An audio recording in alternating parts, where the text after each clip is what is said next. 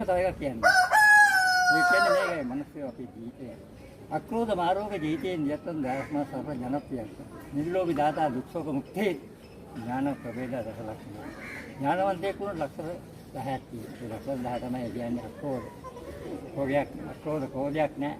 ආරෝග්‍ය රෝගයක් නැහැ. අක්‍රෝධ මාර්ග ජීවිතයෙන් යත්තන් දිවිරොල්ලන්නේ ඉඳලා තමයි.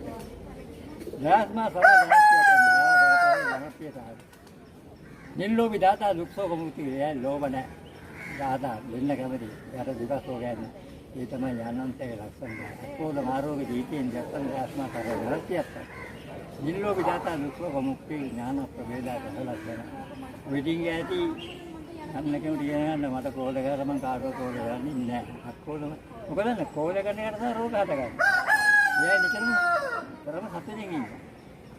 ඉතින් මේක තමයි අන්තිමට කියන්නේ ජීවත් වෙනවා නම් ඉතින් අපි ධර්මානුකූල ඔක්කොන්ටම පිරුවම් ප්‍රාර්ථනා කරලා ජීවත් වෙන්න